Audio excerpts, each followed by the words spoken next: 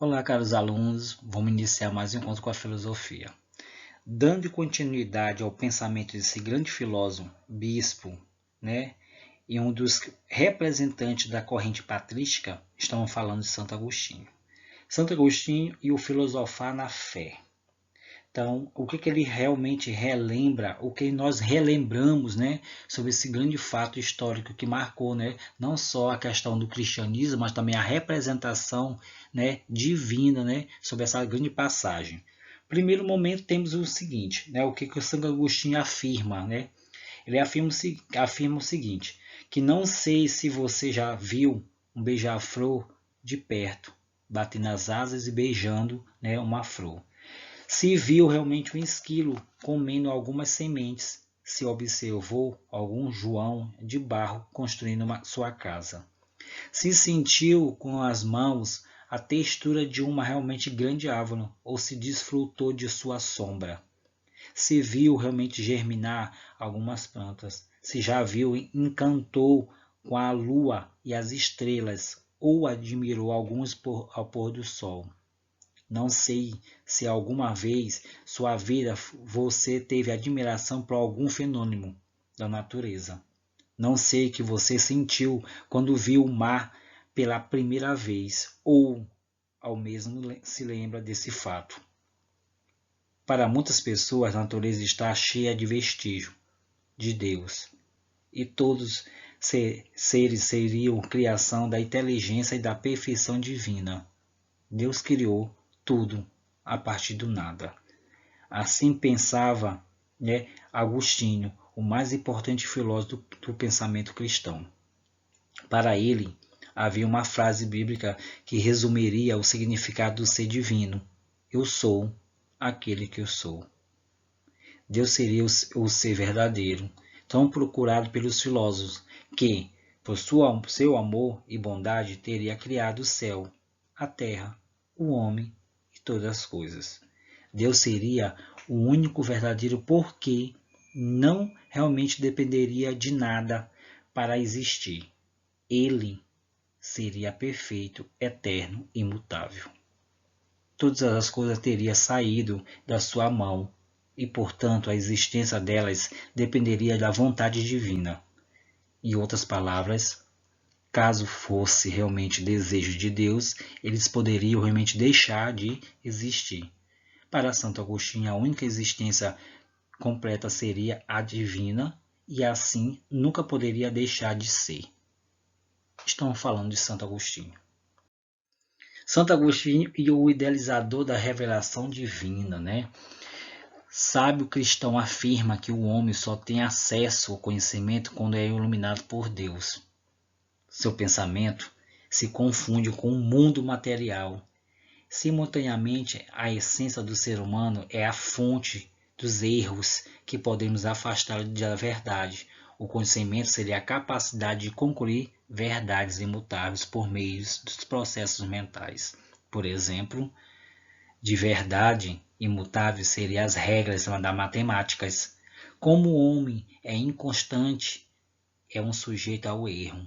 Uma verdade imutável não poderia provir dele mesmo, mas de Deus, que é a própria perfeição. E assim, o ser humano tem um pensamento autônomo e o acesso à verdade eterna. Mas depende para isso a iluminação divina. Depende dele que se realmente ele quer ser salvo. Santo Agostinho, o idealizador da revelação divina.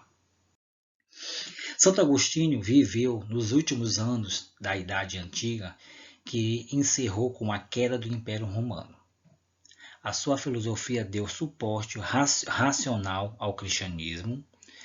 Com seu pensamento, a crença ganhou substâncias doutrinas para orientar a educação numa época em que a cultura helenística era baseada pelo pensamento grego, que havia entrado da decadência e a nova religião conquistava cada vez mais seguidores.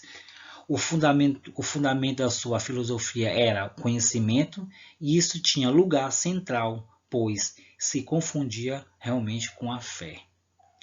Outros pensadores já haviam realmente se dedicado para essa revisão, né, da cultura clássica grega-romana. Porém, foi uma adaptação aos novos tempos.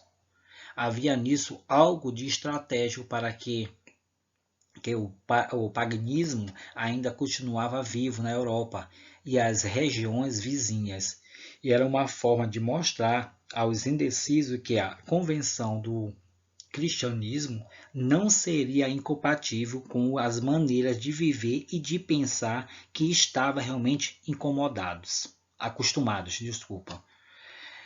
A partir daí, entre os pensadores gregos, que mais se prestava à construção de uma filosofia cristã era o que?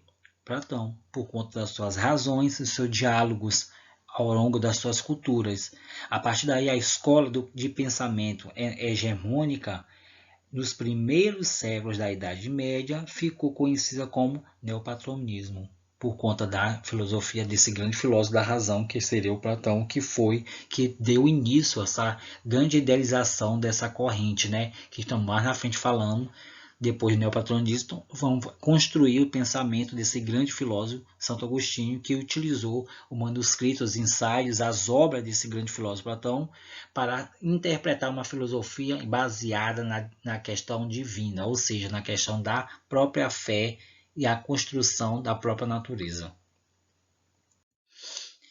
Ensino e catequese. O conhecimento tinha lugar central na filosofia de Santo Agostinho, mas ele se confundia com a fé. Diante disso, a educação daquela época era conhecida como a patrística, é uma referência de padres que ministrava e estimulava acima de tudo a obediência aos mestres, resignação e humildade diante o desconhecido. O objetivo dessa corrente é treinar o controle das paixões para merecer uma salvação numa suposta vida após a morte. Santo Agostinho, parte da própria convenção do cristianismo, depois de uma vida em pecado, mudando, uma das suas grandes obras famosas, a Confissões. A partir daí, ele mesmo intitulou essa grande obra por conta que ele se confessou todos os seus pecados. E a partir do momento que ele foi realmente perdoado, ele começou a praticar, né, essa grande crença, levando a palavra de Deus a todos os lugares que deveria ser ouvido. A partir do momento que Santo Agostinho presenciou a decadência do Império Romano, ano 312 antes do seu nascimento, o imperador Constantino havia oficializado o cristianismo em toda a sua região sob o domínio, que sofreu ataques contínuos dos povos bárbaros. Um ano antes da morte de Agostinho, os vândalos haviam invadido a região do Natal, na África. A queda do Império Romano acontecia 36 anos depois da morte do filósofo, com a deposição do último monarca pelos germânicos. Os quase 1000 anos seguintes seriam englobados pelos historiadores no período da Idade Média, que, entre as suas características principais, o domínio da Igreja Católica sobre quase todas as atividades humanas. A filosofia de Santo Agostinho domina a primeira fase da Idade Média, mais ou menos no século XI, que foi marcada pelas guerras constantes da decadência das cidades pulverizadas do poder político e a internacionalização da cultura por meio da Igreja. É uma época em que a educação eminentemente religiosa e a ciência avançada pouco se confundia, menos ainda. Mas Santo Agostinho conseguiu ainda comprovar que diante da fé ele poderia salvar realmente a humanidade. Santo Agostinho foi o primeiro grande força intelectual de uma era em que a Igreja de Roma exerceu o poder cultural máximo, né? Igual à valorização da disciplina e a obediência, e promovia o sacrifício da liberdade de pensamento em benefício do temor a Deus, e contra, né, os jesuítas favorecia a erudição e o elitismo, né? A partir daí, que é uma indiferença que ele foi contra, né? A ordem dos jesuítas pode ser considerada a última. A campanha de Jesus surgiu no início do século XVI na Espanha, criada por um militar, Inácio de Loyola, 1491 a 1556, Santo Inácio, representou a educação na linha de frente da guerra da Igreja contra a reforma protestante do alemão Martinho Lutero. Os jesuítas, criadores de um método de ensino tradicionalista considerado muito eficiente, eles têm grandes importâncias na história das colônias europeias e na América, entre também o Brasil, porque construíram as primeiras estruturas educativas do continente, após trazer, né, a questões dos ensaios bíblicos e sendo praticado como ensino da educação religiosa, que poderia realmente ser expandido, vindo assim a essas colônias como até o Brasil e a própria América em si, né, e a Europa, que estava em uma decadência de guerras, né, expandindo assim a questão do cristianismo e adquirindo mais adepto a essa religião do cristianismo. Então, a partir daí, os jesuítas começaram a fazer esse tipo de ação, né, ou catequizar os próprios índios, que chamavam de selvagens, né, os nativos, para que ele pudesse ser absolvido dos seus males e assim trazendo para dentro da religião do cristianismo.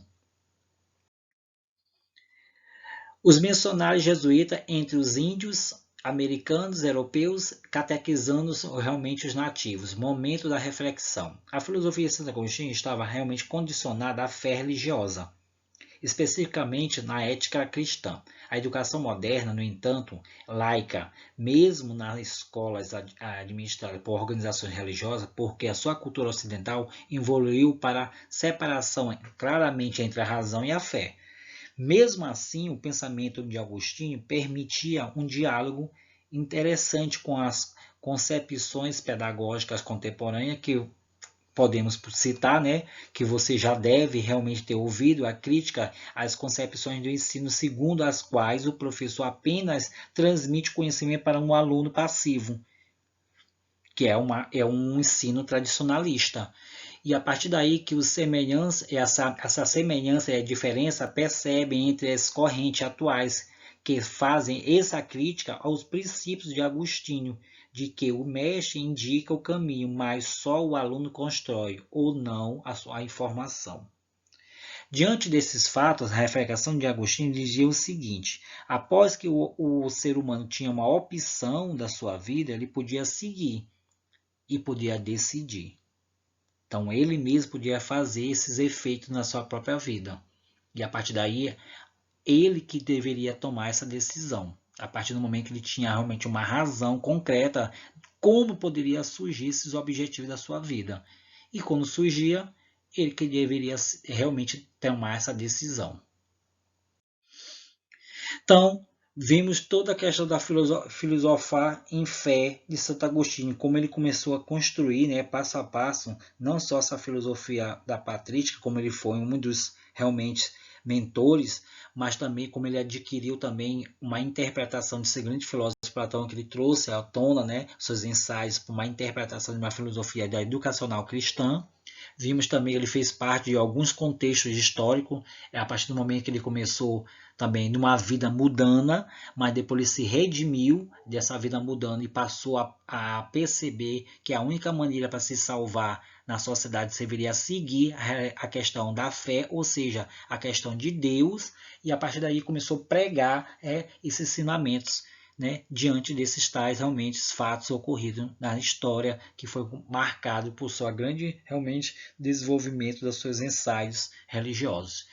E o Santo Agostinho foi consagrado como mentor, né, dessa grande corrente patrística, que a partir do momento que ele começou a conduzir a fé em torno, né, dessa grande revelação divina que seria Deus, que seria o único, né, personagem que poderia salvar e salva a humanidade. Né? Não salvar a humanidade, porque ele salva a humanidade. E a partir daí, a concretização dele é o seguinte: a maneira que o homem se espelha a Deus, ele deveria primeiro pensar antes de falar. Se ele se espelha a Deus, ele deveria seguir realmente os manuscritos bíblicos. Então, o homem está longe de se espelhar realmente essa grande, né, fenômeno realmente natural que seria Deus. Porque até então ele tá realmente prestando contraditório à sua fala. Fechando agora com essa grande palavra. Dúvida, qualquer coisa, estamos aqui.